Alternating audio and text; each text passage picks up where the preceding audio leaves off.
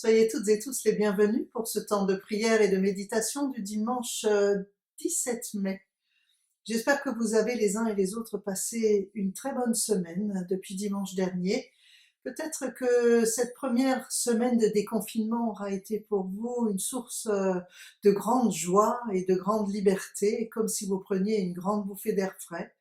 Peut-être que cette semaine de déconfinement n'aura rien changé du tout à votre quotidien. Ce qui est certain, c'est que sur le plan de notre vie d'église, rien n'a vraiment changé.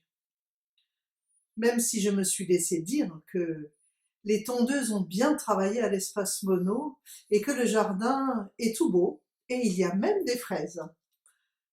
Mais pour l'heure, notre rassemblement du dimanche est toujours virtuel et il le sera encore pour au moins un dimanche.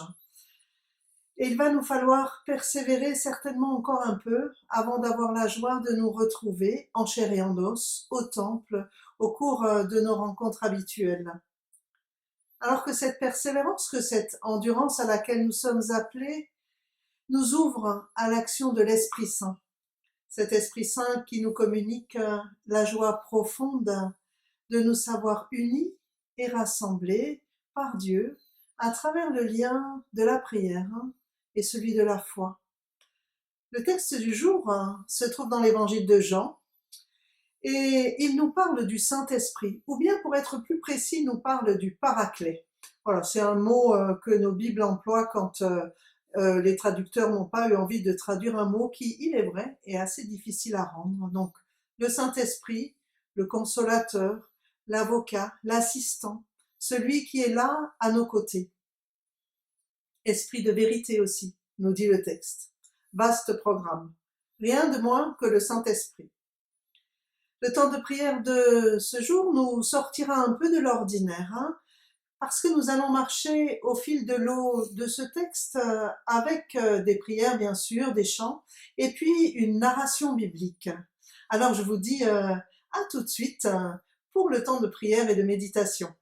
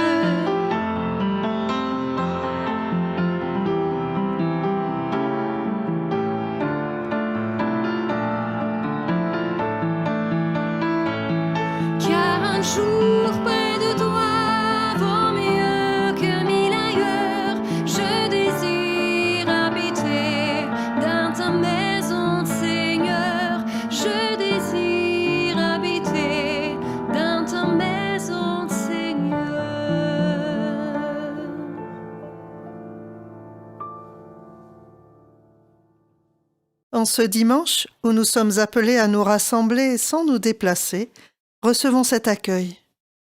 Frères et sœurs, c'est le Seigneur lui-même qui nous reçoit et qui nous accueille ce matin. Grâce, amour et paix nous sont donnés de la part de Dieu notre Père, de la part de Jésus-Christ notre Sauveur et du Saint-Esprit notre Consolateur. Et je vous invite à la prière. Dieu vivant, toi qui nous as appelés en ce dimanche pour nous donner ta parole à entendre, nous te louons et nous bénissons cette parole. Ces derniers temps, nous ne pouvons pas nous réunir physiquement à ton appel, mais nous avons toujours la joie d'entendre et de méditer ce que tu as à nous dire. Que ce temps ouvre nos cœurs et nos esprits plus largement à toi et à nos frères et sœurs, que nous puisions tous dans ta parole pour trouver force et courage. Car, heureux celles et ceux qui n'ont que tendresse pour résister, leurs yeux seront consolés. Heureux celles et ceux dont le corps est offrande et service, ils ne rêvent pas leur vie.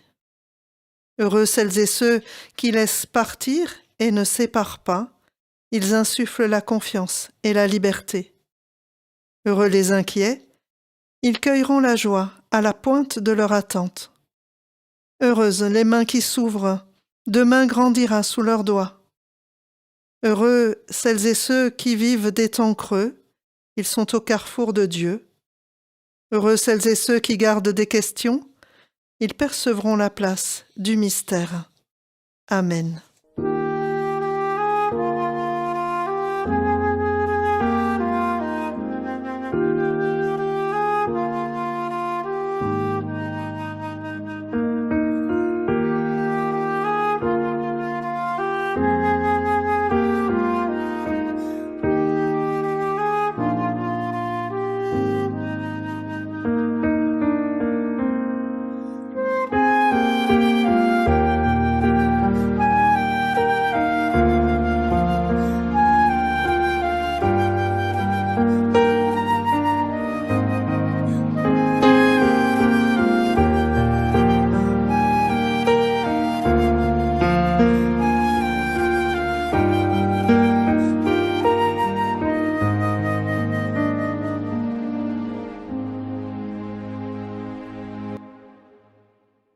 Et nous lisons dans l'Évangile de Jean, au chapitre 14, les versets 15 à 21.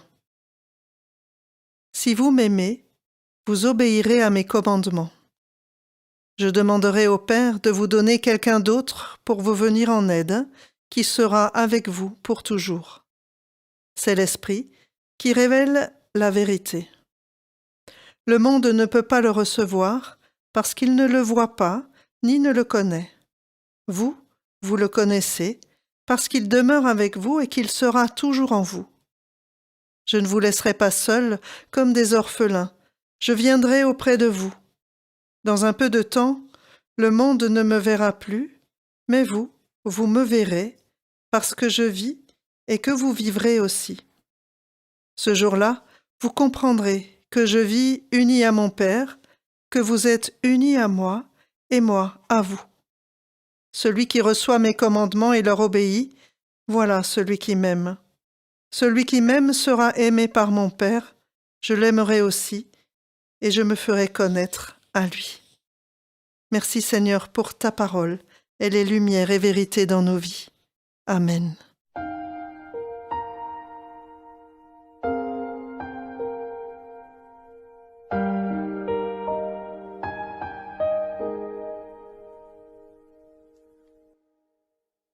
Une narration biblique d'après un texte de Pierre Prigent. Les 3 jours de Théophane. C'est pour Théophane une nuit de prière. La lune brille dehors sur les toits du monastère accroché au flanc du mont Athos. Pendant de longs mois, il a patiemment appris à préparer les panneaux de bois où l'on va peindre les très saintes icônes. Il a jeûné et puis prié avant de poser les traits et les couleurs selon les règles très anciennes, car chaque étape est portée par une liturgie d'adoration. Et puis, l'apprentissage a pris fin. On a jugé qu'il était prêt. Le soleil va se lever sur le plus grand jour de sa vie. Demain, il commencera son ministère de peintre d'images saintes en réalisant, selon la tradition séculaire, l'icône de la transfiguration de notre Seigneur.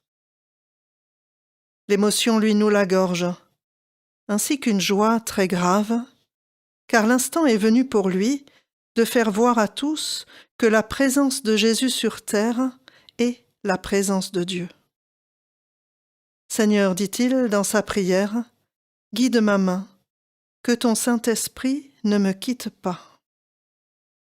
Et, plus haut que le vacarme du sang qui bat à un rythme effréné, il perçoit la présence d'une force tranquille qui descend sur lui et fait taire les émotions d'une chair toute humaine. Il n'est pas seul. À son tour, il est appelé à révéler le miracle de l'homme-dieu. Sa main déjà sent le pinceau et les patientes étapes de l'application des teintes deviennent évidentes pour traduire le mystère. Sur l'ocre brun, il se voit déjà poser les traits lumineux que l'Esprit Saint laisse sur toute créature qu'il visite au nom de Dieu. Ceux qui regarderont l'icône en priant verront l'Esprit habitant parmi les hommes. Et l'Esprit viendra les habiter, comme il habite Théophane, et l'emplit d'une allégresse profonde. Les frères chaque jour, les pèlerins par milliers, viendront s'agenouiller devant l'icône faite par sa main d'homme, mais que le Saint-Esprit aura permise. Et la matière brute, le bois et les couleurs témoigneront du prodige. La terre des hommes est devenue temple du Seigneur, et son esprit victorieux sanctifie toutes celles et ceux qui s'ouvrent à lui. La prière de Théophane emplit l'étroite cellule et la certitude flamboyante du Saint-Esprit embrase son cœur. La gloire de l'Évangile le transporte, le monde lui apparaît transfiguré. Alors, tout seul mais à pleine voix, il chante l'hymne sacré. Viens, ô Saint-Esprit de Dieu, Esprit qui nous ouvre le ciel, Esprit qui nous comble de joie. Et sa prière glorifie le Dieu qu'il a déjà exaucé. Il chante et les anges chantent avec lui. Il est en esprit comme Jean le théologien, le voyant de l'Apocalypse. Il est enlevé au ciel et c'est l'Esprit qui l'y porte. Son cœur déborde de joie et de reconnaissance.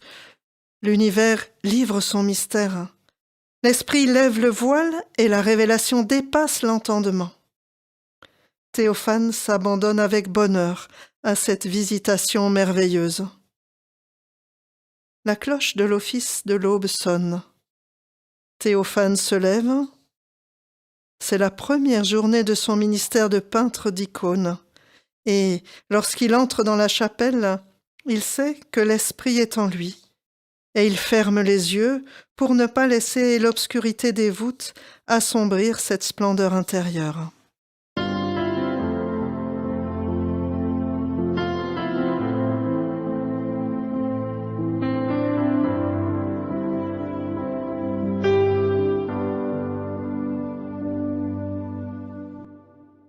Et nous prions. Seigneur mon Dieu, merci pour ta joie que je reçois comme une offrande. Elle rayonne au fond de moi sans y être enfermée. Elle a la dimension de l'éternité et je n'en dispose pas. Je suis reconnaissante pour la gratuité de ta joie que tu ne mesures pas à ma finitude. Mystère de ta joie, ton secret, ô Dieu, grâce accordée aux hommes, signe de ta demeure au milieu de nous, en nous. Quel étonnement devant ce don merveilleux. Sereine présence, liée à l'espérance, la confiance et la liberté. Mystère de ta joie, certitude, disponibilité.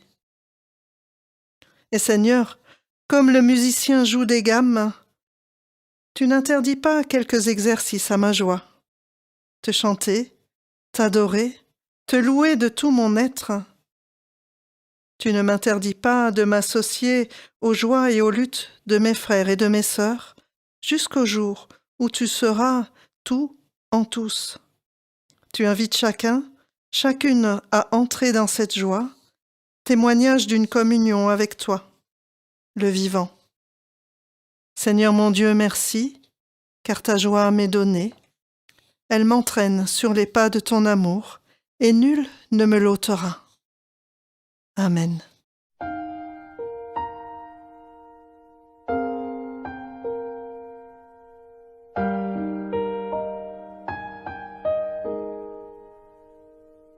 Dans l'atelier où travaillent les frères qui peignent les icônes, debout devant son pupitre en forme de lutrin, Théophane s'applique, le pinceau à la main. Ses cheveux ont blanchi, il ne se tient plus si droit, une lourde fatigue courbe son dos, ses yeux sans cesse s'égarent au-dessus de sa tâche et sa bouche est marquée d'amertume. Sa pensée s'évade toujours à nouveau, il ne la maîtrise plus. Elle s'envole pour clamer son indignation et sa colère. Oui, il est devenu un peintre reconnu. Des monastères voisins, on lui envoie des novices pour qu'il leur enseigne son grand savoir. Oui, on l'appelle maître. Mais ce matin, le père higoumène a annoncé que toutes les icônes de la nouvelle église du monastère seront confiées à un autre. Et cet autre est un de ses disciples. Dans l'émotion qui l'a secoué comme une tempête, Théophane tout à coup a compris le jeu habile et sournois mais efficace qu'a mené le jeune moine. Les basses flatteries par devant et par derrière, les critiques sous-entendues et les dénigrements dont on l'avait informé et qu'il n'avait jamais voulu croire. C'est cela la réalité. Et le reste n'est que façade trompeuse. Théophane aurait crié pour dénoncer tant de duplicité. Alors il pose son pinceau et s'en va pour prier. Dans la chapelle, il s'agenouille devant l'iconostase et lorsqu'il lève les yeux, une icône est juste devant lui. C'est celle qu'il avait peinte en ce lointain matin merveilleux, la transfiguration. Il ne veut pas la voir. Elle montre ce qui n'est pas. Non, le Saint-Esprit n'habite pas le monde. On n'y voit qu'avidité, appétit de gloire ou de pouvoir ou même d'argent. Il veut se lever et sortir. Un souvenir l'arrête. La joie qu'il avait eue à poser sur le bleu qui rayonne autour du Christ transfiguré, les fines hachures d'or qui disent que Dieu, par son Saint-Esprit, se révèle jusque dans notre monde. Alors, il se fige dans son prosternement.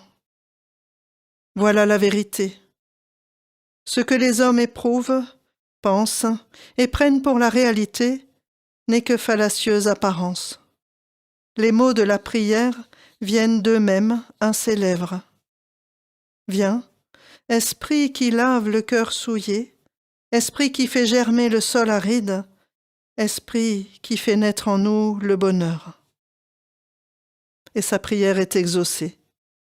Ses yeux s'ouvrent. Les bassesses et la flagornerie du disciple trompeur lui apparaissent comme une petitesse sans commune mesure avec la grandeur de la visitation de Dieu. Le Saint-Esprit se sert de nos infirmités. Il vainc nos faiblesses. C'est qu'il les a vaincues dans l'esprit de Théophane. Tout le reste n'est rien. L'essentiel est que lui, Théophane, comprenne que l'Esprit suscite des adorateurs et non des plaignants ou des accusateurs. Car sa joie, qui est la joie de Dieu, balaye les récriminations des petits hommes. La nouvelle chapelle sera décorée et ses icônes chanteront la gloire de Dieu par la main du peintre que Dieu conduira. Et le même Saint-Esprit le conduira lui, Théophane, à chanter cette gloire en unissant sa voix à celle de la fraternité des moines et dans la communion avec le peuple des fidèles. Loué sois-tu, Esprit Saint, qui ouvre les yeux des pauvres hommes et leur permet de voir le monde nouveau que Dieu crée pour eux et souvent malgré eux.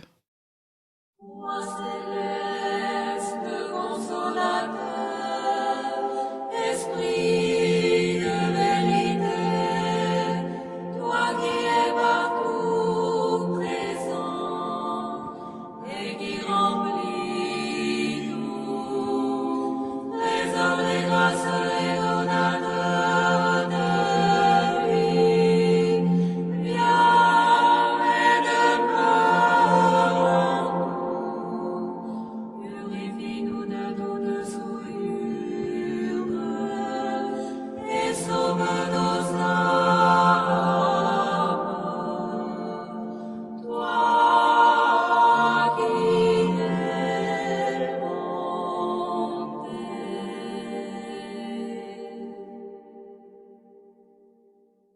Nous prions. Qui suis-je, Éternel, pour que tu établisses en moi ta demeure? Tu me prends au dépourvu comme une haute visite que je n'attendais pas. J'ai encore aux mains la terre que je retournais, au coin des yeux la marque de mon sommeil, dont les raies de lumière balancent irrévérencieuse la poussière de ma maison. Je te vois venir, j'essuie mes mains sur mon tablier, mais je n'aurai pas le temps de passer un coup d'eau sur mon visage, ni sur le sol de ma maison.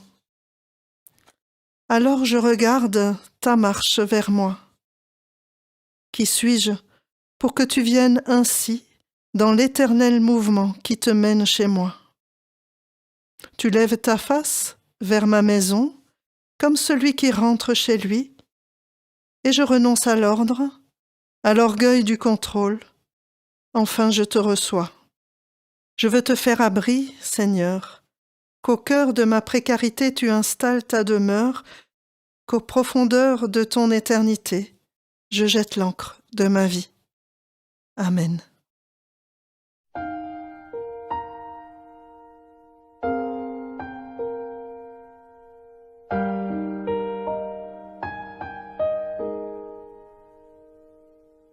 Dans la cellule étroite, une lampe luit doucement. Tout dort alentour, mais ici un moine est agenouillé et il veille. Sur la couchette, frère Théophane est en train de mourir. Il le sait.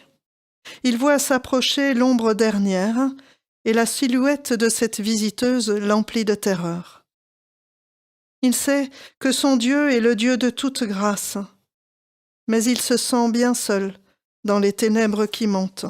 Le frère Chrysostome récite à son chevet les liturgies séculaires des prières pour ceux qui vont mourir. Mais les mots sur ses lèvres sonnent bien faiblement, comme un bruit très lointain qui n'éveille en Théophane aucun écho vivant. Il s'oblige au calme, il discipline son souffle comme il l'a fait toute sa vie pour aider à la prière, et son esprit, peu à peu, sort de son affolement. Il peut à nouveau penser, et, tout à coup, s'impose à lui le souvenir de cette nuit mémorable où il priait en ce même lieu pour que le Saint-Esprit vînt l'assister. Il se souvient. Il priait dans l'enthousiasme et l'assurance, dans la joie des victoires et l'élan des conquêtes. Comme cette prière-là lui semble aujourd'hui imparfaite et toute marquée de traits tout humains. Et pourtant, il s'y réchauffe un peu en cette nuit froide, car derrière toutes ces impuretés, il reconnaît la flamme droite qu'allume en une vie le Saint-Esprit de Dieu. Ce souvenir en appelle un autre. Ce jour d'épreuve et de larmes, d'indignation et de soif de revanche, où il criait à Dieu qu'il l'avait bien joué, en couronnant à sa place un ambitieux et en lui préférant un serviteur infidèle. Mais plus que l'indignation, c'est de l'apaisement qu'il garde le souvenir, de la révélation plénière, du dévoilement du monde véritable, d'un monde que conduit le Saint-Esprit, quoi qu'en pensent les hommes. Ô Seigneur, si tu daignais en cette nuit solitaire venir t'asseoir auprès de moi. J'ai besoin qu'on me tienne la main, qu'on caresse mon front, qu'on soit à mon côté tout près, pour que je sente sur ma joue le souffle fraternel dont la chaleur réconforte. Toi, Seigneur dont le Fils fut homme comme nous, montre-lui où je suis, et dis-lui de venir, et dis-lui qu'il se hâte. Je veux sentir sa main sur mon visage, comme il en fut de l'aveugle qu'il guérit. Qu'il me tende les bras, comme il le fit pour l'apôtre Saint-Pierre qui allait se noyer. Je courberai ma tête sous ta bénédiction qu'il donnait aux tout petits enfants. Qu'il parle, et que s'apaise enfin la tempête où je meurs. Que sa voix retentisse avec toute sa puissance, et la mort pourra m'engloutir, puisque Lazare est sorti de sa tombe quand il a prononcé son nom. Ô Jésus, viens à moi. Il avait parlé tout haut. Le frère Chrysostome sortit de sa prière et se dit « Il délire ». Il ne délirait pas. Il priait. Il priait comme on appelle à l'aide. Il dit dans un souffle « Oh, viens, Seigneur Jésus ». Alors Chrysostome comprit, et il laissa retentir les plus grandes paroles de l'Évangile. Notre Seigneur a dit « Je vais prier mon Père, et il vous donnera un autre consolateur qui restera pour toujours avec vous. C'est lui, l'Esprit de vérité, et vous le connaissez, car il demeure auprès de vous, et il est en vous. Tout ce que possède le Père est à moi, et tout ce qui est à moi, l'Esprit vous le donne. Je vous laisse ma paix, je vous donne ma paix. Que votre cœur ne se trouble pas. » Puis il dit la prière. Viens, Esprit qui sait nous consoler, Esprit qui donne tous les biens, Esprit qui sait habiter nos cœurs. Théophane ne vit pas poindre le jour. Aux moines assemblés pour l'office de l'aube, Chrysostome annonça simplement « Notre frère Théophane vient de nous quitter pour la maison du Père. » Au moment de remettre son âme à Dieu, il a dit d'une très haute voix « L'Esprit et l'Église disent « Viens, Seigneur Jésus ». Et la lumière orange de l'aurore qui doucement illuminait dans la chapelle le visage de frère Chrysostome était pour tous ceux qui étaient là comme une claire parabole de l'Esprit qui fait prier l'Église et qui répond, au nom de Dieu, à sa prière humaine.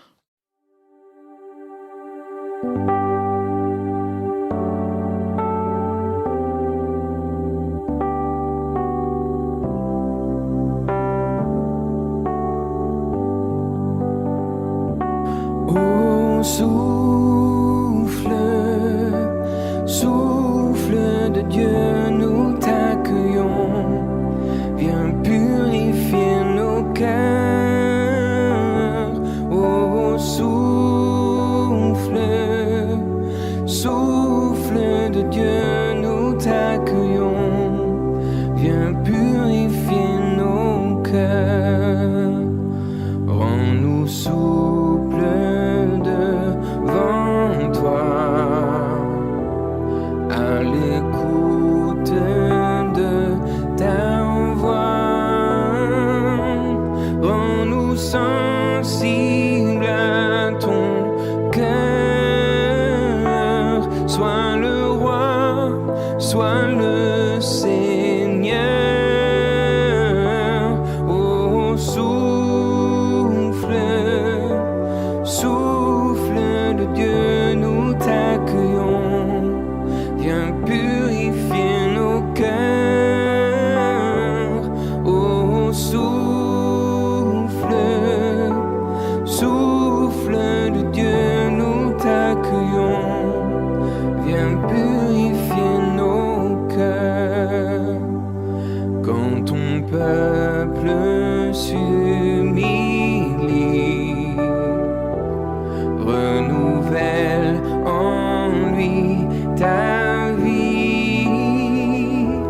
chasse l'orgueil et la crainte et rend ton Église sainte. Oh, souffle de Dieu, nous t'accueillons. Viens purifier nos cœurs. Oh, souffle de Dieu, nous t'accueillons. Viens purifier nos cœurs.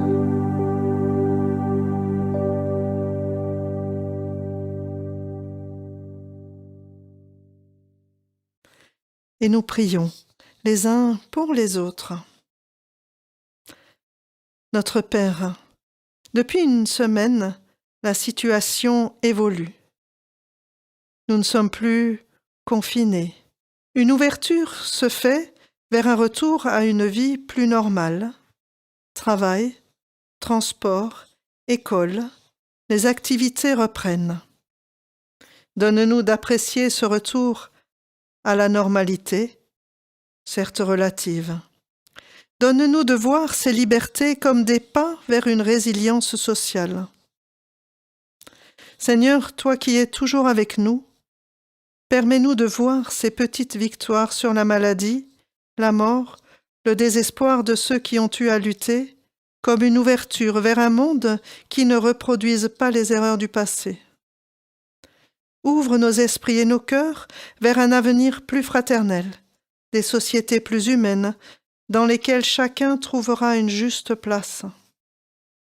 Que la liberté de circuler, de se rencontrer, de vivre, même masqué, débouche vers une vie toujours plus normale, donne à notre espérance des voies de réflexion pour améliorer notre futur commun. Avant de nous retrouver physiquement pour prier, chanter, communier, vivre ensemble, il y a encore du chemin. Donne à chacun et chacune d'entre nous la force et la joie dans cette attente. Que tous ensemble, nous construisions une suite aux expériences faites pendant ce temps spécial du confinement. Nous prions pour nos frères et sœurs qui par le monde souffrent ou attendent des temps plus faciles, pour les malades et celles et ceux qui les soignent, pour leurs familles, leurs amis. Nous te prions pour les pays les plus atteints, ceux qui ont pris ou non la mesure des événements. Donne à chacun ou chacune d'entre nous de faire un pas vers les autres. Et nous rassemblons toutes ces prières dans cette prière que Jésus nous a donnée.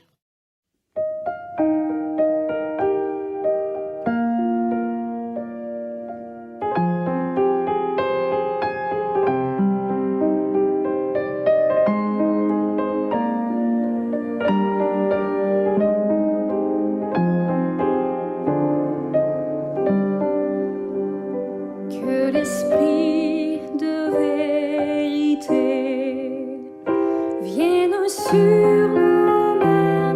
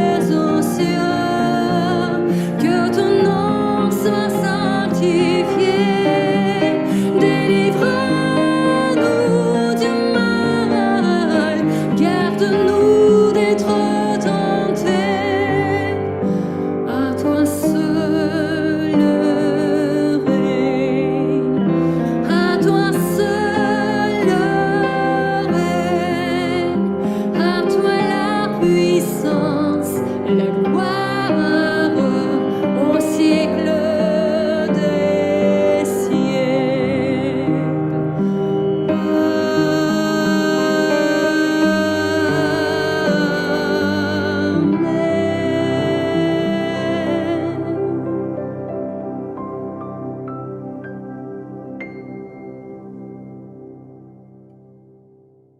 Recevons à présent des paroles de bénédiction et d'envoi.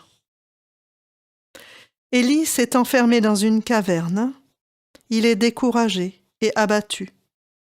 Au fond de son trou, Dieu l'appelle.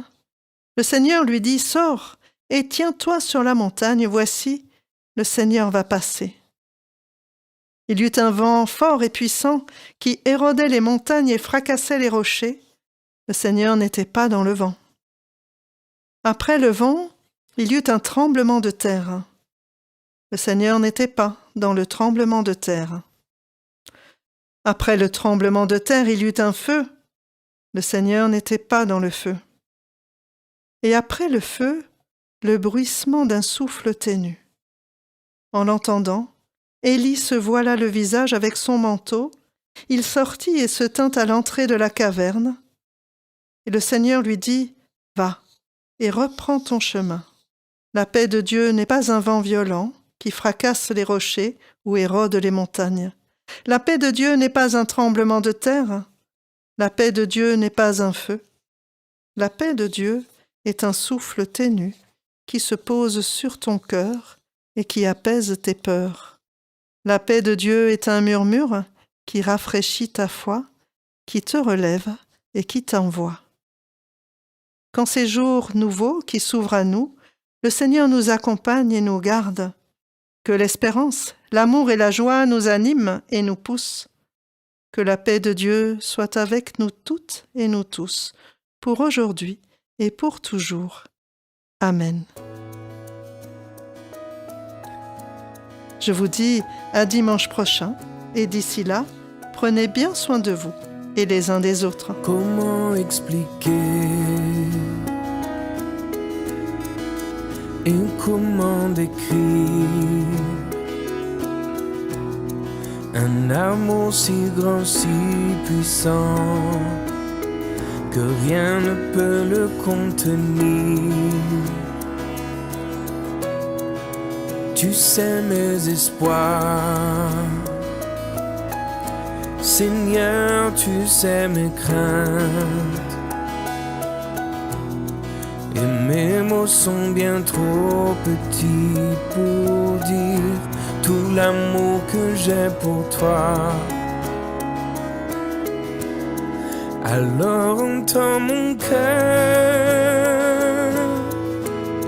mon esprit qui te loue.